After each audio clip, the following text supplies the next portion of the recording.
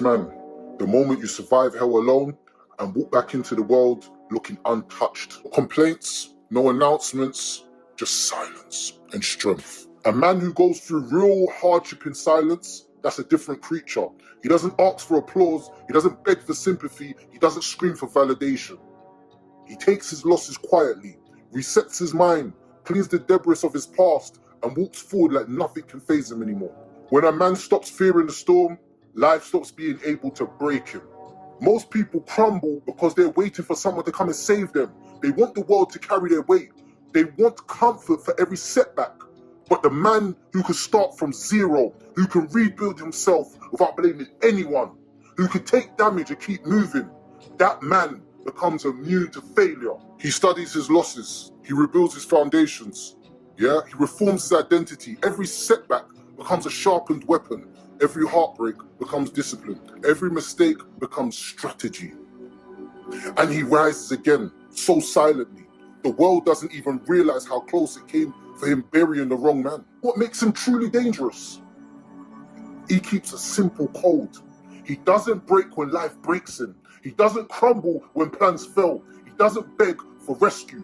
He adapts, he evolves, he returns stronger than he left. Nothing is more frightening than a man who can lose everything and still walk forward like nothing happened. That's not coldness, that's mastery.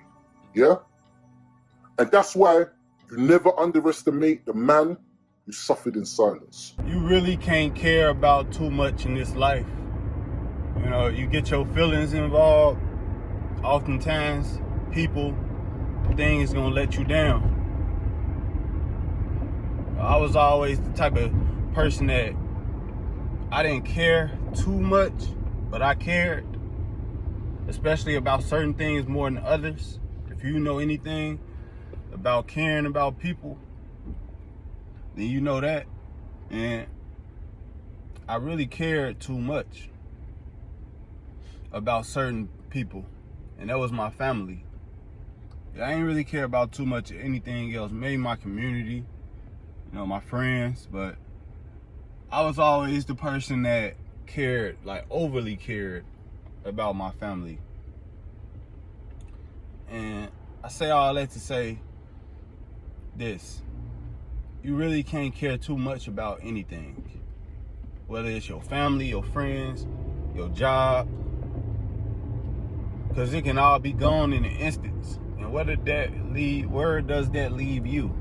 Caring about something that isn't even a part of your life anymore. I see this often, all the time. People caring about a job, they having layoffs. So now, this dude can't even provide for his family, but he really enjoyed that job. He really cared about that job.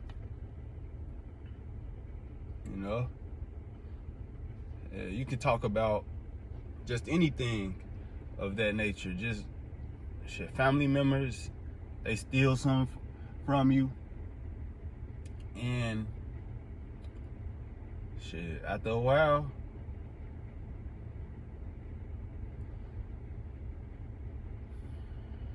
you don't want to be around their ass no more, because they've been stealing, plotting, scheming, doing you wrong, fucking you over. Now, I'm speaking from experience. I almost got choked up because I'm thinking about all the times my family members did me wrong and I kept on forgiving them.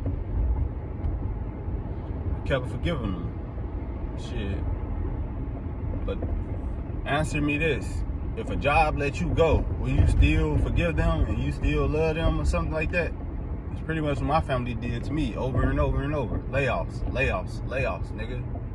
Not putting me on, doing some schemey shit behind my back, doing this, doing that. And I realized, like, on some real shit, we all, especially men, we all in competition. Then the women in competition with us now because of feminism. And what I realized was your family members are in competition with your ass too. Everybody is in competition with you as a man. Everybody, your family, your girlfriend, these women out here, everybody just in competition with us as men. We cannot be man no more. But if we do, we get shamed, ridiculed. You being toxically masculine. You being toxically masculine. Don't y'all love when they say that? You being toxically masculine. Why are you acting like that? Nah, I'm just being masculine. I'm just being masculine. Because there ain't no such thing as toxic masculinity, bitch. It's just masculinity. And guess what? It's toxic. I was listening to that Cat Williams, Woke Folk.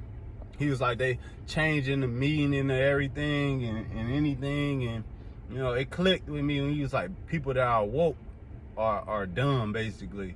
That's why they know. When you woke, you wide awake. You understand shit. And then he was saying, like, just anything and everything to do with just people that are woke. They just changing the definition. They making it so that you cannot pretty much you cannot explain this shit. They trying to confuse you. I'm getting confused just thinking about it. But he said something and he was like, they changing the meaning of washed. 30 years ago, that means you clean. Today it means, you know, your ass out of there. You cooked. You done for it. And that's what they pretty much want to do. They want to change the meanings of everything in this world, so we just confused. Just like with masculinity.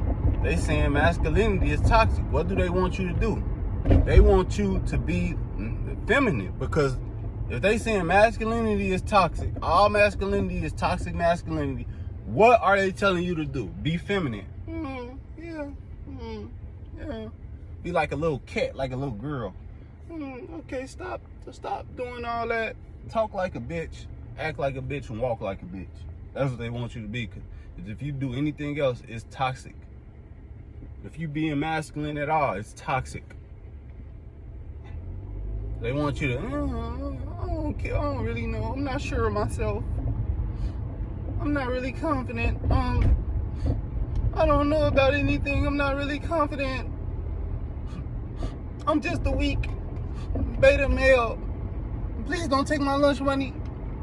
Please don't take my lunch money. Please don't beat me up. Please, I'm just a bitch ass nigga. Please. That's how they want you to be.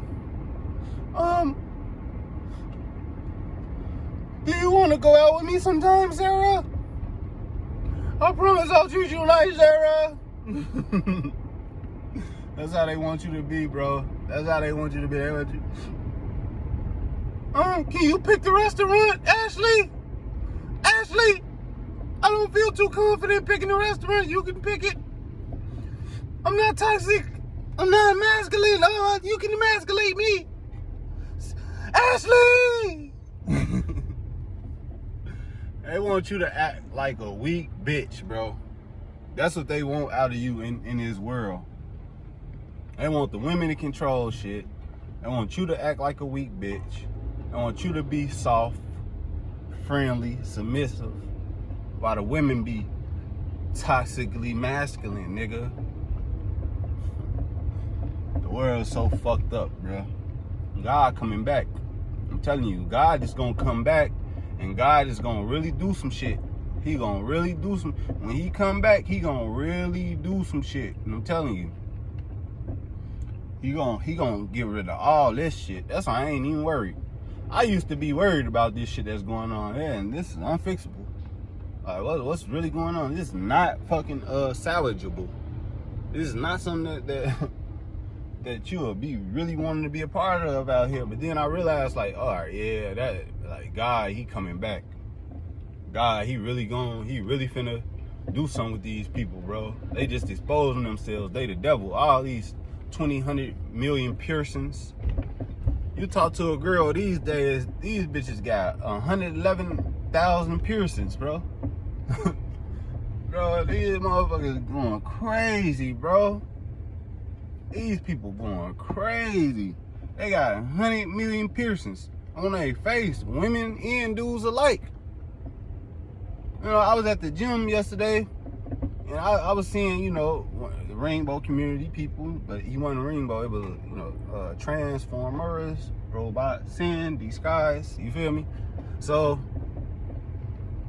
dude was like a girl though, but like, nigga had like 20 piercings on his face, like 16 in each ear. I'm looking like, what the fuck? What the hell? What the helly? I'm like, what? I'm like, really? Ugh, you fucking disgusting. Well,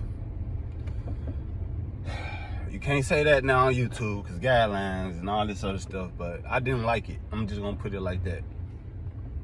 It was not disgusting. I just didn't like it. It wasn't my personal preference. You feel me? So, freedom of speech. Freedom of speech. You feel me? First Amendment. I think it is. Yep. Freedom of speech. You know? That's being real. Shit. Yeah, man. It just didn't sit right with me, man. Like how so many demonic forces are in this world taking over. You know, you can't trust anything. Y'all better watch out for what y'all kids watching these days. These streamers are motherfucking like doing and saying the weirdest shit. Like, it was one time a motherfucking streamer was like, and I watch streamers too, like video games. I'm thinking like, damn, maybe I should stop watching this. They keep making GAY jokes and stuff. You know, white guys, they just make gay jokes for some reason. I don't know why. I don't know the psychology behind that. I think it's just because, I don't know, like I don't know, bro. I ain't even trying to get into their fucking psychology, bro. Look, yeah, like, you need to watch what your kids watch. For example, these little white screamers always making gay jokes, right? And then they always talking about playing my booty hole and all this other shit. Your kids fucking around see that what they gonna be? Playing my booty hole, you feel me? That's what they gonna be doing, bro. They gonna do the Josh Hart to Bronson ass, bro. You feel me? I don't know why the hell his ass did that. I don't see. That's why I don't watch sports no more. Cause this shit crazy, bro. That shit weird as hell, bro. Most of this shit be weird as hell, bro. I digress. But that's what I'm saying, man. You can't really let your kids watch anything. Cause these people, they poisoning the kids' minds slowly but surely in weird ass little ways. Incognito ass ways. So just watch what your kids watching and understand that these some weird ass people out here, bro. There's some weird ass shit, and the devil is gonna come and get their ass. Like, for real, for real. Well, God is. The devil already got a hold of their ass, for real, for real.